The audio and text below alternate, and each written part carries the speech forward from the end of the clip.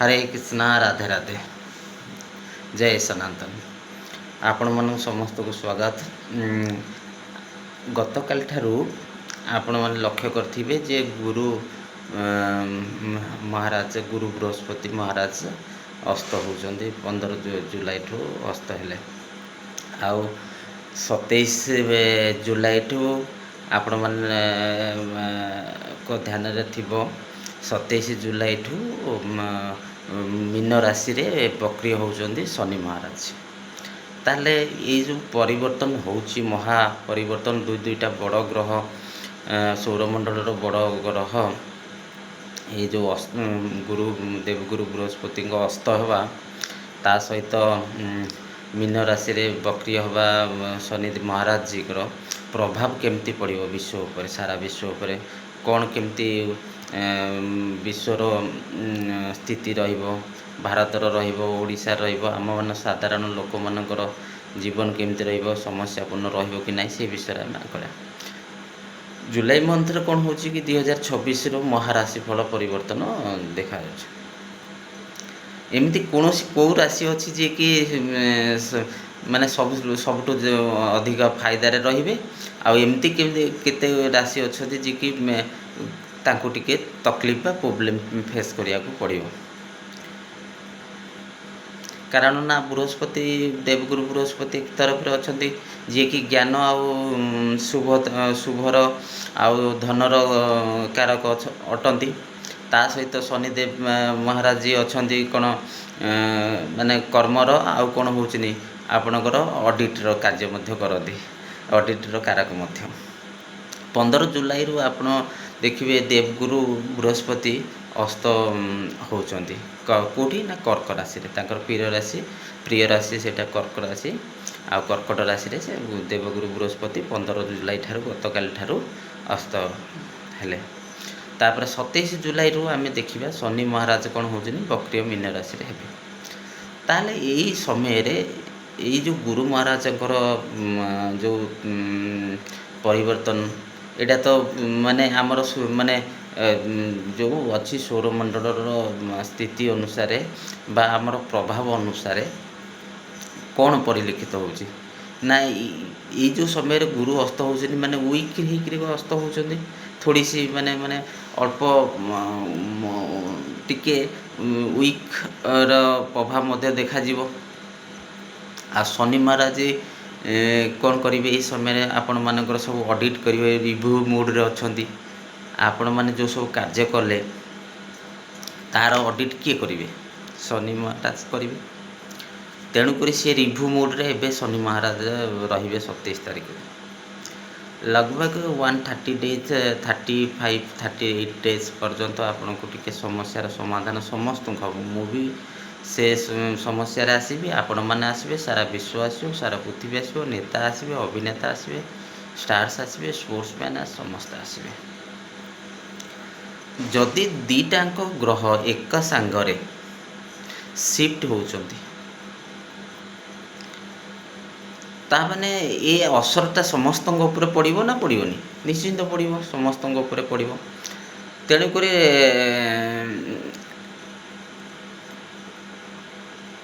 राशि उपर समस्त राशि उपर ये सब असर पूरा पड़ो। ये जो कॉम्बिनेशन दी जन को माने देवगुरु बृहस्पति आ सहित आमर शनि महाराज जी तो कॉम्बिनेशन यहाँ बहुत वर्ष पर यही कॉम्बिनेशनटा एत माने बहुत दिन पर विरल गोटे संयोग कॉम्बिनेशन देखा मिलूँ जहाद्वारा जुलाई 26 रे टर्निंग पॉइंट रो समय हो 2026 जुलाई 15 तारीख टू टर्निंग पॉइंट हो कहाँ रहीकि रुक रुक काम करार अच्छी क्या टे थेराप करार अच्छे धैर्य सहित समस्यार समाधान करार अच्छी धैर्य रखी चलबार अच्छी आउ कौ मान पूरा एक्सीलेंट पीरियड आसीज ये सब जिनस गुड़िक परिवर्तन होची महासंयोग गोटे तेणुक जुलाई रे बड़े बड़े डिसीजन जो क्या नवा पड़ पारे कौ राशि मानक आ बड़े बड़े डिसीजन को मध्य किसी लोक माने ताको रोकिबा मध्य दरकार डिसीजनटा परे करवा दरकार शुभ समय आसो କେତେବେଳେ କରିବ। और ତା ସାଙ୍ଗେ ସାଙ୍ଗେ 7:30 ବି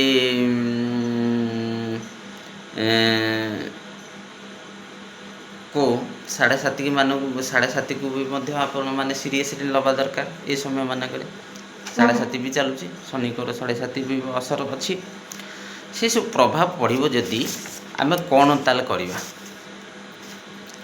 ପ୍ରଭାବରେ ଆମେ ଏବେ ଦେଖିବା କେଉଁ ରାଶିମାନଙ୍କର କ'ଣ କ'ଣ ସମସ୍ୟା ଅଛି, କେମିତି ସେମାନଙ୍କୁ ସେ ସମସ୍ୟାର ସବୁ ମୁକୁଳିବାର ବାଟ, ଆଉ କ'ଣ କ'ଣ ଧ୍ୟାନ ରଖିବା ଦରକାର, କ'ଣ ନ କରିବା ଉଚିତ, ରେମେଡ଼ିଜ୍ ମଧ୍ୟ ତା ସହିତ ମୁଁ କହିବି। ତେଣୁକରି ଆପଣମାନଙ୍କୁ ସମସ୍ତଙ୍କୁ ସ୍ୱାଗତ। Hare Krishna astro and vastu.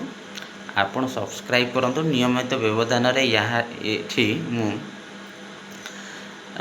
ନ୍ୟୁମରୋଲୋଜି, astrology and ବାସ୍ତୁ ଉପରେ ବହୁତ ଗୁଡ଼ିଏ କହିବି, ଯେଉଁଠି ଆପଣ ନିତ୍ୟ ବ୍ୟବହାର ଦିନିକ ଟିକେ ଟିକେ ଆପଣ ପ୍ରୟୋଗ କରିବା ଦ୍ୱାରା ଆପଣଙ୍କର ସମସ୍ୟାରୁ ମୁକ୍ତି ପାଇବେ, ଆପଣଙ୍କର ଅସୁବିଧା ମଧ୍ୟ ଦୂର ହେବ।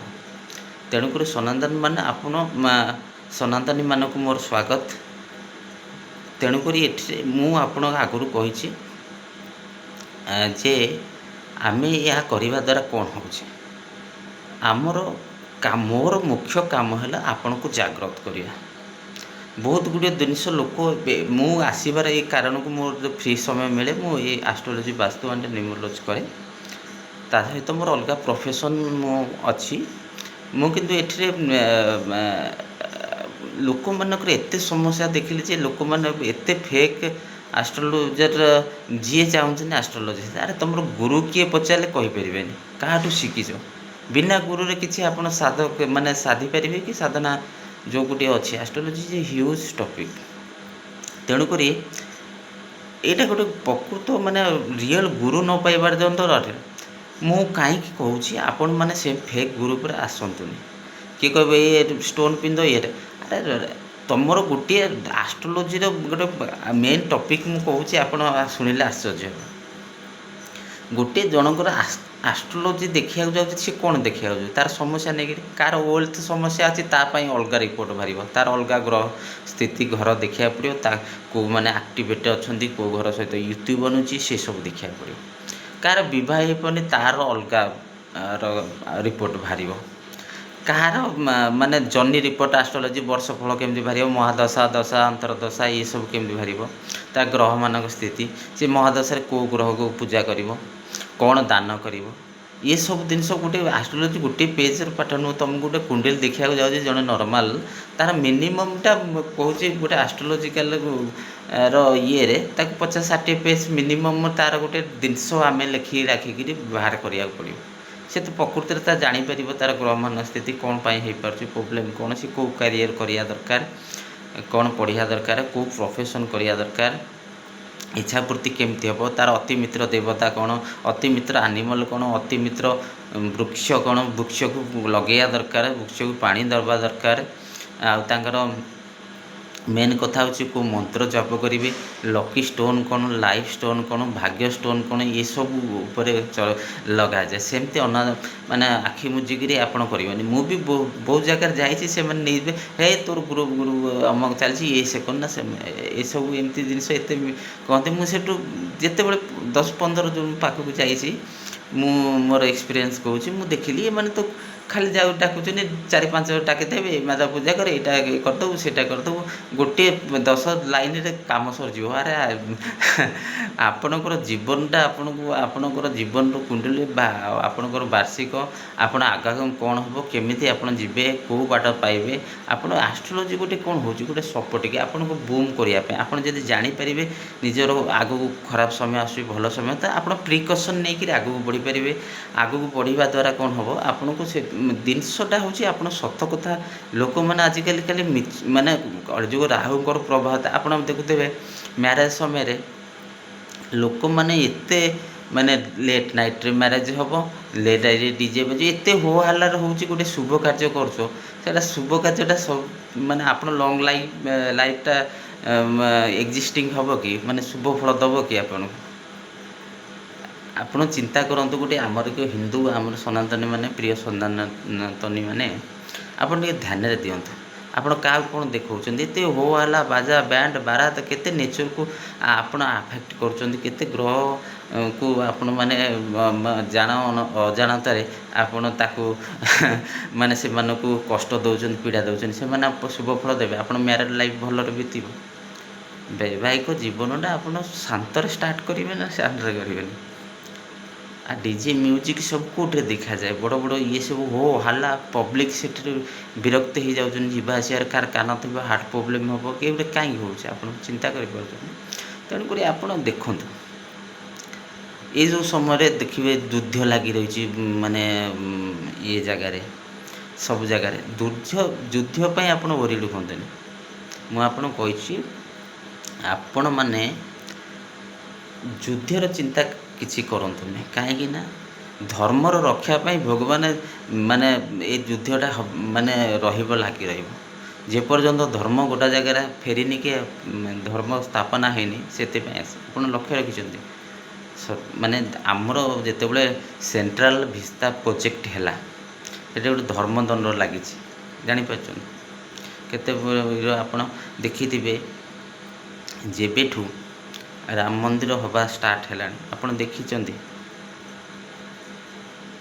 ଏବେ ଯେତେ ସବୁ କ୍ରାଇମ୍ କ୍ରିମିନାଲ୍ ଆକ୍ଟିଭିଟିଜ୍, ସତ ନ କହିବା, ମିଥ୍ୟାର ପଥର ଅବଗଣ କରିବା, ଲୋକମାନଙ୍କୁ ଠକିବା, ଆରେ ଯେଉଁଠି global economic is going to ମାନେ ଆପଣ ଇମାଜିନ୍ କରିପାରିବେନି, କ୍ରମ୍ବଲ୍ ହେଇକିରି ଲୋକମାନଙ୍କର ଏଇନେ ଏତେ ଅସୁବିଧା ହେବ ଆପଣ ଭାବିପାରୁଛନ୍ତି? ପ୍ରାଇମ୍ ମିନିଷ୍ଟର ଆମର କହିଥିଲେ ବାହାରକୁ ବୁଲିବାକୁ ଯିବନି, ସୁନା ଏ ସମୟରେ ଖର୍ଚ୍ଚ ହେବନି, ନିଜର ଯାହା ପାଖରେ ଗହଣା ଅଛି। କାହିଁ କହିଥିଲେ? ଆମର ଯେଉଁ ଟ୍ରେଡ଼ିଂ ହେଉଛି ବିଶ୍ୱସାରା ଗୋଟେ ଟ୍ରେଡ଼ିଂ ଯେଉଁ ହେଉଛି ଗ୍ଲୋବାଲ୍ ଏକ୍ସଚେଞ୍ଜ, ଆମେ କ'ଣ କରୁଛୁ? ଡଲାର ଡିଭ୍ୟାଲୁଏସନ୍ ହେବାକୁ ଯାଉଛି, ମନିର ଆଉ କିଛି ହେଇପାରିବନି। ଆପଣ ଯେତେ ଦୂର ସ୍ଥାନରେ ଯେଉଁଠି ଅଛନ୍ତି ପରିବାର ପାଖକୁ ପଳାଇ ଆସନ୍ତୁ, କାରଣ 2026 ପରଠାରୁ ସମସ୍ୟା ବହୁଳପୂର୍ଣ୍ଣ ସବୁବେଳେ ହେବ। ନିଜ ଦେଖ, ଆମେ ମାନେ ବଞ୍ଚିବା ପାଇଁ କ'ଣ ଦରକାର? ଖାଦ୍ୟ, ବସ୍ତ୍ର, ବାସଗୃହ। ଆମର 2ଟା ଲୋକ ନଥିବେ, 3ଟା ଲୋକ ନଥିବେ, ଆମେ 20 ମାଲା 25 ମାଲା ବିଲ୍ଡିଂ କରୁଛେ, 10-12ଟା ରୁମ୍ ନେଇକିରି ଆମେ ଚଳୁଛୁ। ମାନେ ଆମର ସମସ୍ୟାଟା କ'ଣ ବୁଝିପାରୁଛନ୍ତି? ଆମକୁ ଗଭର୍ଣ୍ଣମେଣ୍ଟ କହୁଛି ଯେଉଁ ପଲିଥିନ୍ ବ୍ୟାନ୍ ଆଉ ପଲିଥିନ୍ ବ୍ୟବହାର କର, କିନ୍ତୁ ପଲିଥିନ୍ କେଉଁମାନେ ଖାଉଛନ୍ତି? ପଲିଥିନ୍ରେ ପାର୍ସଲ୍ ଯାଉଛି କହୁଛେ ବଡ଼ ବଡ଼ିଆ ଲୋକ, ସେଇମାନେ କହୁଛନ୍ତି ଆରେ ମୂର୍ଖଟା ଗାଁ ଲୋକମାନଙ୍କୁ କ'ଣ ଜାଣିଛ?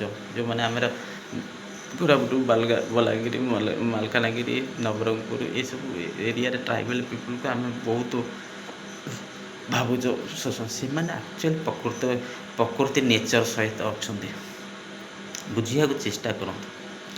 ଆମେ ଗରିବ ଲୋକମାନେ ପାର୍ସଲ୍ ମଗାଉଛୁ, ହୋଟେଲରୁ ମଗାଉଛୁ, ରେଷ୍ଟୁରାଣ୍ଟରେ ମଗାଉଛୁ, ଖାଇବା ମଗାଉଛୁ, ପାର୍ସଲ୍ ମଗାଉଛୁ। ଆମ ପାଖରେ ପଇସା ହେଇଯାଇଛି, କିନ୍ତୁ ବୁଦ୍ଧି ବିବେକ ଆମ ସମସ୍ତ ପାଖରେ ଦିନକୁ ଦିନ କ୍ଷୀଣ ହେଇଗଲାଣି। କାହିଁକି ହେଇଗଲାଣି ନା ଆମେ ମାନେ ସମସ୍ତେ ଚିନ୍ତା କଲେ, ଗୋଟେ ଗରିବ ଗାଁରେ ବି ରିକ୍ସା ଚଲାଉଥିଲା, ବି 50 ଟଙ୍କା ରୋଜଗାର କରୁଥିଲା, 5ଟା ଝିଅକୁ ମ୍ୟାରେଜ୍ କରିପାରୁଥିଲା। ଏବେ 50 ଲକ୍ଷ କରିକିରି ବି ଆପଣ କରପ୍ସନ୍ କରିକିରି ବି ଗୋଟେ ଝିଅକୁ ଶାନ୍ତିରେ ବାହା କରିବେନି, ତା'ର ଡିଭୋର୍ସ ହେବ, ତା'ର ମ୍ୟାରେଜ୍ ଲାଇଫ୍ ଖରାପ ହେଉଛି, ଅମକ ହେଉଛି। ଏସବୁ କାହିଁକି ହେଉଛି?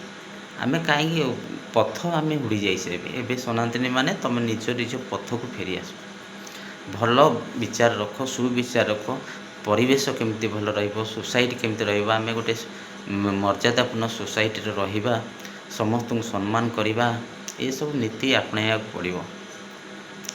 ଚିନ୍ତା କଲେ କହୁଛ ଆମେ ମାନେ ସହରକୁ ଯେତେ ଆଇଛେ, ବଡ଼ ପାଠ ପଢ଼ିଛ, ବହୁତ ପାଠ ପଢ଼ିଛ, ପଲ୍ୟୁସନ୍ ଆମେ ହିଁ କରୁଛେ, ଆମର ପିଲାମାନେ ଭୋଗୁଛନ୍ତି, ନଏଜ୍ ଆମେମାନେ କରୁଛୁ। ଆମେମାନେ ଟେକ୍ନୋଲୋଜି ବ୍ୟବହାର କରିବାକୁ ସହିତ ବହୁତ ଆଗକୁ ବଢ଼ିବା, କେତେ ଆଗକୁ ବଢ଼ିବା? ରୋଗ ବ୍ୟାଧି ଲାଗି ରହିଛି, କେତେ ମଣିଷର ଲାଇଫ୍ ସ୍ପାନ୍ ଏବେ କେତେ ବର୍ଷ ହେଇଗଲାଣି। ଆଉ ଲୋକମାନଙ୍କର ଆଗେ ଚୁଟି ଝଡ଼ୁନଥିଲା ଗାଁ ଗହଳିରେ, ଏବେ ମାନେ ଲୋକ 50-60 ବର୍ଷ ହେଲା ବେଳକୁ ଚୁଟି ପାଚିବା ଆରମ୍ଭ ହେଉଥିଲା, ଏବେ 30 ବର୍ଷ ହେଲା ବେଳକୁ ଚୁଟିର ଇଏ ହେଇଯାଉଛି। କ'ଣ ହେଉଛି? ଆମେମାନେ ଏତେ ତଳକୁ ଖସିଯିବା? କୋଟି କୋଟି ଟଙ୍କା ଆମ ପାଖରେ ଅଛି, ଲକ୍ଷ ଲକ୍ଷ ଟଙ୍କା ଅଛି, ପ୍ଲାଷ୍ଟିକରେ ମଗେଇକିରି ଖାଉଛୁ। ସେ ଖାଦ୍ୟଟା କ'ଣ ହେଲା? ଗୋଟେ ଜଗତର ନାଥ ଜଗନ୍ନାଥ ମାଟିରେ ଖାଉଛନ୍ତି, କାହିଁ ଖାଉଛନ୍ତି ଆପଣ କେବେ ଚିନ୍ତା କରୁଛନ୍ତି? ପିତ୍ତଳ ହଣ୍ଡା ରୋଷେଇ ହେଉଛି। ଆଗରୁ ଗୋଟେ ଗରିବଟି ବି 50 ଟଙ୍କା ରୋଜଗାର କଲେ ତାର କଂସା ବାସନ ପିତ୍ତଳ ବାସନରେ ସେ ଖାଉଥିଲା, ପଖାଳଟି ବହୁତ ଶାନ୍ତିରେ ଖାଉଥିଲା। ଆମେ 10 ପ୍ରକାର ଖାଉଛୁ କିନ୍ତୁ ଶାନ୍ତି ନାହିଁ। ପ୍ଲାଷ୍ଟିକ୍ ହୋଟେଲରୁ ମଗେଇକି ଖାଉଛ, 500 ଟଙ୍କାର ଗୋଟେ ମଗେଇବା ଚିକେନ୍ ପ୍ଲେଟ୍ କିନ୍ତୁ ସେ ପ୍ଲାଷ୍ଟିକ୍ ବକ୍ସରେ ଆସିବ। ତ ଆପଣ ଚିନ୍ତା କରିପାରୁଛନ୍ତି ଦେହ ପ୍ରତି କେତେ ହାନିକାରକ। ସେଠୁ ଟିକେ ସାବଧାନ ହୁଅନ୍ତୁ। ଆଉ ଆପଣ ଏବେ ଭାବନ୍ତୁନି ଯେ ସମୟଟା 2032 ପର୍ଯ୍ୟନ୍ତ ଯିଏ ବଞ୍ଚିଲା ବଞ୍ଚିଲା, କାରଣ ଯୁଦ୍ଧ ବିଶ୍ୱ ୱାର୍ଲଡ଼ ୱାର୍ର ପୁରା ଅଲରେଡ଼ି ହେଇଯାଇଛି। ଆପଣ ଭାବିବେନି ଯେ ଲୋକ କେତେ ସିଚୁଏସନ୍ ବ୍ୟାଡ଼। ଆପଣ ଲକ୍ଜରୀ ମେଣ୍ଟେନ୍ କରିବା ପାଇଁ ବହୁତ ଗୁଡ଼ିଏ ଗାଡ଼ି ଗୋଟାଠୁ ଅଟେ କିଲେ, ସେ ପେଟ୍ରୋଲ ତ ବାହାରକୁ ଆସିବ ମିଡ଼ିଲ୍ ଇଷ୍ଟରୁ ଗର୍ଭରୁ, ସେମାନେ ପଇସା ବଢ଼େଇବେ। ତୁମେ ଆଡ଼େ ସବୁଠୁ କହିବ ଗଭର୍ଣ୍ଣମେଣ୍ଟ ଖରାପ ଅମୁକ। ଆମେ ବୁଝିବାକୁ ଚେଷ୍ଟା କରୁଛୁ। ଆମ ଦ୍ୱାରା 2 ଜଣ ପରିବାର ସମ୍ଭାଳି ହେଇପାରୁନି, 4 ଜଣ ହେଇପାରୁନି, 10 ଜଣ ଆମ ସୋସାଇଟି ରହୁନି। ଗାଁରେ ଆମର ମାନେ ମାନକରେ ଆମର ଆ ତା ସାଙ୍ଗରେ ଭାଇ ପଡ଼ୁନି, ଦାଦା ମାଡ଼ଗୋଳ ପାଟିତୁଣ୍ଡ ହେଉଛନ୍ତି, ଜମିବାଡ଼ି କେସ୍ ଅମକ କେସ୍, ଏସବୁ କ'ଣ ତୁମ ମାନଙ୍କର ଚିନ୍ତାଧାରା? ସନାତନୀ ମାନେ ବୁଝିବାକୁ ଚେଷ୍ଟା କର। ଏସବୁର ସମସ୍ୟା କେତେ ଗଭୀର ଆପଣ ଜାଣିପାରୁଛନ୍ତି? ବୁଝିବାକୁ ଆମକୁ ପଡ଼ିବ ସମସ୍ୟା। ଆମେ ଅଲ୍ଟୋ ୱାଇଜ୍ ଆମେ କହିବ ଗଭର୍ଣ୍ଣମେଣ୍ଟ ବଢ଼େଇ ଦେଉଛି ପେଟ୍ରୋଲ ଫୁଏଲ୍, ଆମେ ଏତେ ଆଡ଼ାମେଣ୍ଟ କରିବା କାହିଁକି? ଲକ୍ଜରିୟସ୍ ଲାଇଫ୍ ଯିବା କାହିଁକି? ଆମର ରିକ୍ୱାରମେଣ୍ଟ ଯେତିକି ଅଛି ସେତିକିରେ ସମ୍ଭାଳିବାକୁ ପଡ଼ିବ ନା। କେଉଁଠୁ ଗଭର୍ଣ୍ଣମେଣ୍ଟ ଗୋଟେ 140 କୋଟି ଗୋଟେ ବୁଝିପାରୁଛନ୍ତି ଆପଣ? 140 crore ଲୋକମାନେ, ଆପଣ ଗୋଟେ ଲୋକ ସମ୍ଭାଳିବ 100ଟା ଦେଶକୁ, ଯେଉଁଠି 4 କୋଟି 5 କୋଟି ଲୋକକୁ ସମ୍ଭାଳି ପାରୁନାହାନ୍ତି। ଅସୁବିଧା ହେଉଛି ଗୋଟେ ଦେଶ। ଆପଣ 140 କୋଟିରେ ଆପଣ ସମ୍ଭାଳୁଛନ୍ତି। ଆପଣ ନିଜେ ବିବେକକୁ ପଚାରନ୍ତୁ। ମୋ ଦ୍ୱାରା 4ଟା ଲୋକ ସମ୍ଭାଳି ହେଇପାରୁନି, ଗୋଟେ ଅର୍ଗାନାଇଜେସନ୍ ସମ୍ଭାଳି ହେଇପାରୁନି, 140 କୋଟି କେଉଁଠୁ ଆସିବ? ଆମେ ରେଜ୍ କରିବା। ଆମ ପାଖରେ ଏମିତି ସମୟ ଆସେ ସନାତନୀ ମାନେ, ଆମେ ଏତେ ପଥଭ୍ରଷ୍ଟ ହେଇଯାଇଛ, ଆମେ ଖାଲି ରେଜ୍ କରୁଛୁ। ଇଏ ଖରାପ, ସିଏ ଖରାପ, ଇଏ ଭଲ, ସିଏ ମନ୍ଦ, ଆମେ ଭଲ ଖରାପ। ଆରେ ବାବା, ତୁମ ଘରେ ତୁମେ ଖଟିଲେ ହିଁ ଖାଇବ ସବୁଦିନ ପାଇଁ। ତୁମେ କେବେ ବୁଝିପାରୁଛ? ଇଏ ବିଜନେସ୍ କରିବା, ସେ କରିବା, ଇଣ୍ଟରନ୍ୟାସନାଲ୍ ଇଏ କରୁଛି, ସିଏ କରୁଛି, ଆମେ ଗ୍ରୋ କରିବା। ଆରେ ଭାଇ, ଦୁନିଆରେ ଫୁଡ଼୍ ସର୍ଟେଜ୍ ହେବାକୁ ଯାଉଛି, ଏବେ କେବେ ବୁଝିପାରୁଛ? 3ଟା ଜିନିଷ ଆମକୁ କାହିଁ ଛୋଟବେଳୁ ପଢ଼ାଯାଏ, ଖାଦ୍ୟ ବସ୍ତ୍ର ବାସଗୃହ। ଖାଦ୍ୟ ଫୁଡ଼୍ ସର୍ଟେଜ୍ ହେବ, ଆମେ କୃଷି ପ୍ରଧାନ ଦେଶ, କୃଷି ଉପରେ ଏମ୍ଫାସିସ୍ ଆମେ ଦେବା ଦରକାର। ଯେତେ ହେଉନି ଅଳ୍ପ ବହୁତ ସବୁ ପ୍ରକାର ଲକ୍ଷ୍ୟ ରଖିବା ଦରକାର। ଆମେ ତ କରିବାନି କେହି, ବାହାରକୁ ପଳାଇବା, ବାହାର ରାଜ୍ୟ ଗ୍ରୋ ହେବ, ବାହାର ଦେଶ ଗ୍ରୋ ହେବ। ଆମେ ଆସିଲା ବେଳକୁ ଦେଖିବା ସେଠି ତ ବଡ଼ ବିଲ୍ଡିଂ, ସେଠି ଅମୁକ। ଆରେ ସେ ବଡ଼ ବିଲ୍ଡିଂର କ'ଣ ତାଙ୍କର କେତେ ଇକୋନୋମି? ବଡ଼ ବିଲ୍ଡିଂ ହେଇଗଲେ ଦୁବାଇରେ କ'ଣ ଇକୋନୋମି କି ଆମଠୁ ଅଧିକ ନା କ'ଣ? ତାଙ୍କ ଚାଷ ଅଛି, ଖାଇବାକୁ ପାଇବେ। ଗଲ୍ଫରେ ଖାଇବାକୁ ପାଇବେ କି? ଆପଣ ଚିନ୍ତା କରିପାରୁଛନ୍ତି? ଏନର୍ଜି ତ ଦିନେ ନା ଦିନେ କ୍ରାଇସିସ୍ ହେବ, ସରିବ। କ'ଣ କରିବେ ତାପରେ? ନଦୀ ଅଛି ନା ଜମି ଅଛି ନା ଭଲ ମାନେ ଆରାଇବଲ୍ ଲ୍ୟାଣ୍ଡ ଅଛି, ମାନେ ଚାଷ ଉପକୃତ ଜମି ଅଛି ଚାଷକୁ ଶୋଇଲା ଭଳିଆ? ଆମକୁ ନେଚର ଭାଗ୍ୟବାନ ଦେଇଛି, ଆମେ ଭାରତ ବର୍ଷରେ ଜନ୍ମ ହେଇଛ। କେତେ ପୁଣ୍ୟ କରିଥିଲେ ଏଇ ଦେଶରେ ଜନ୍ମ ହେଇଥିଲେ। ହବାକୁ ପଡ଼େ। ସବୁ ଦେବାଦେବୀ ଏଠି କାହିଁକି ଆସିଲେ? ଆପଣ ଚିନ୍ତା କରିପାରୁଛନ୍ତି? ତେଣୁକରି ଏଇ ଯେଉଁ ପ୍ରଭାବ ମୁଁ କହିଲି, ଏବେ ଶୁଣ, ଗୁରୁ ଯେବେ ଅତ୍ୟାଚାରୀ ହୁଅନ୍ତି ଆପଣ ଜାଣିଛନ୍ତି? ମହାଭାରତ ସମୟରେ ବି ଗୁରୁ ଅତ୍ୟାଚାରୀ ଥିଲେ, ୱାର୍ଲଡ଼ ୱାର୍ର ସମୟରେ ବି ଗୁରୁ ଅତ୍ୟାଚାରୀ ଥିଲେ। ଆପଣ ଭାବିପାରୁଛନ୍ତି? ନିଜକୁ ଏବେ ଯେଉଁଠି ଯାହା ଅଛ, ଫ୍ୟାମିଲି ପାଖକୁ ପଳାଇ ଆସ, ସତ୍ୟ ପଥରେ ଚାଲ, ସମସ୍ତଙ୍କୁ ସମ୍ମାନ କର, ସପୋର୍ଟ କର। ଦେଶ ଆଗକୁ କେମିତି ବଢ଼ିବ ଆମେ ବସିବା। ଆମର ଗୋଟିଏ ଓଡ଼ିଶାର ଲୋକ এই ଭବିଷ୍ୟମାଳିକା ନେଇକରି, କଳ୍କି ପୁରାଣ ହେରିକା ନେଇକରି, ଭବିଷ୍ୟ ପଞ୍ଚମହାଶାଖା କଥା ନେଇକରି କାଶୀନାଥ ମିଶ୍ର ପଣ୍ଡିତ ଆପଣ ବେଳେବେଳେ ଶୁଣନ୍ତୁ କ'ଣ କହୁଛନ୍ତି। ସେ ଆପଣ ସମୟ ଅତିବାହିତ ଅଲଗା ୱେରେ କରୁଛନ୍ତି, କେବେ ଶୁଣୁଛନ୍ତି? କରନ୍ତୁ, ଦେଖିବେ। ହରେ କୃଷ୍ଣା, ରାଧେ ରାଧେ। ମୁଁ ନେକ୍ସଟ ଭିଡ଼ିଓରେ ଆପଣଙ୍କୁ କହୁଛି ଏଇ ଯେଉଁ ସମସ୍ୟାର ସମାଧାନ କେମିତି ହେବ, ଆପଣ ଏଇ କେଉଁ ରାଶି କେମିତି ପ୍ରଭାବର କେମିତି କରିବେ। ଏବେ ଆମେ ଆରମ୍ଭ କରିବା ମେଷ ରାଶି। मेष राशि मानकर प्रथम राशि मेष राशि गोटे स्ट्रंग राशि मेष राशि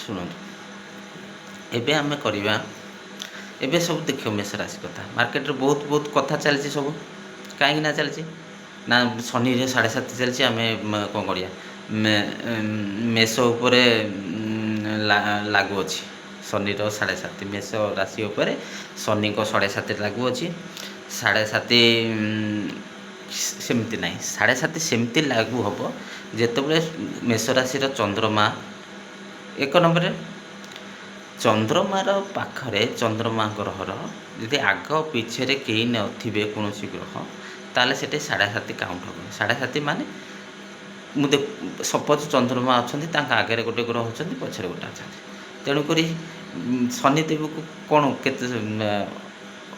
गोटे परिक्रमण बा से जगह स्थान रु 3 नंबर स्थान को जीव पछर धर स्टार्ट हो कौन करेंगे केमती काउंट 7.5 माने 7.5 वर्षटा 2.5 वर्ष गैप रे से समय निए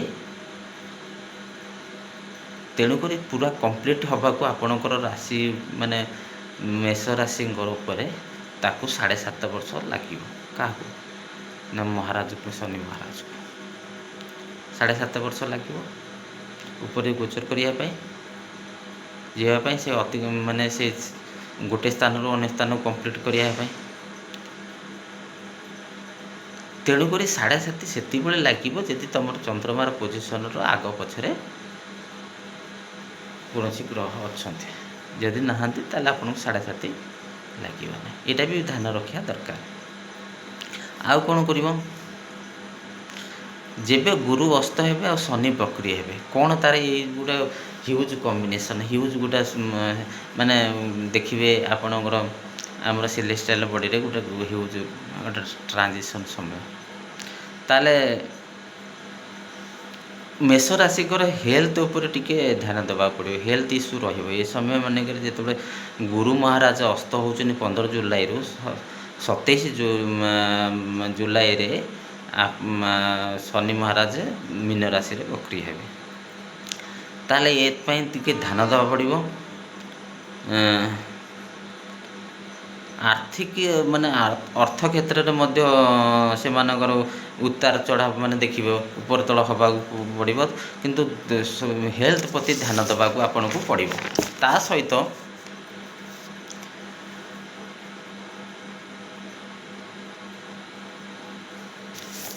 आपन को कौन करिया पड़ो मु कहि दउछि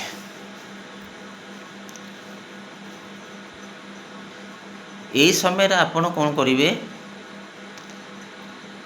फास्ट डिसीजन नेबेनी आपन मेष राशि गोटे राशि एमतिया बहुत बहुत माने टॉप लेवल रो सीईओ हूँ बड़ बड़ कंपनी बड़ बड़ ऑर्गेनाइजेशन हेड पोजिशन रे से माने थांती बा से माने डिसीजन मेकिंग पावरटा भल भल हार्ड डिसीजन नियंती आउ decision always favourable for them एई समय रे डिसीजनटा आपन नेबेनी तुरंत डिसीजन नियंतु लेट रे भाभी चिंती डिसीजन नियंतु आउ भाभी चिंतिक नेले आपण पाई रिजल्ट भल आसीबो आपण एई समय बड़े बड़ यात्रा भी बड़ यात्रा एई समय करबा भल नुह बड़ यात्रा के टाळंतु बड़ यात्रा करंतुनी ए समय आपन को भल रिजल्ट दबो नाही ता सहित